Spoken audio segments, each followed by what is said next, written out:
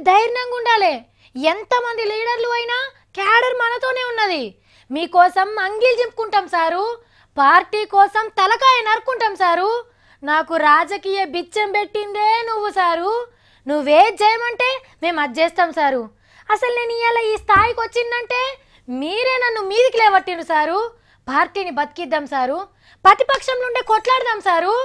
హీగో ఇది మొన్నటిదాకా మన తాన టీడీపీ తమ్ముల డైలాగులు. ఈ వెనక సీర ఏం జరిగిందో మనందరికీ తెలిసిందే కదా. కానీ ఆంధ్రాలో ఎట్లున్నదో తెలుసునా? జగనాలు సారే మా వాళ్ళే పెద్ద తోపులు. పార్టీ కోసం ప్రాణాలైనా పల్లెంలో పెట్టిస్తారు. బిల్డింగ్ మీదకి వెళ్ళి దుంకమంటే దుంకుతారు, షెట్ ఎక్కమంటే ఎక్కుతారు.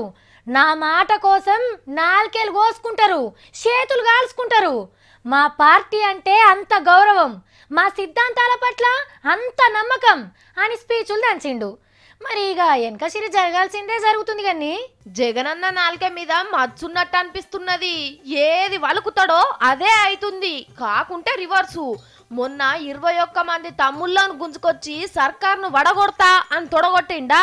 ఆ సప్పుడుకు 2 రోజులకే పార్టీలో షార్ట్ సర్క్యూట్ అయి 5 పంకలు అవుట్ అయినాయి.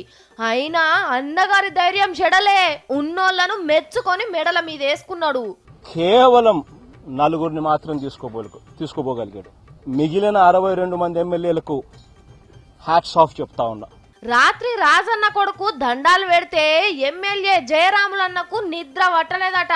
హ్యాట్స్ ఆఫ్ అని గల్వరిచ్చి తెల్లారంగా హ్యాండ్ ఇచ్చిండు.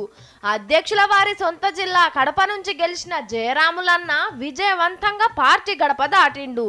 అంటే సారు వలికిన ప్రతిసారి ఫ్యాన్ కటకలు బంద్ అవుతున్నాయి అన్నట్టు.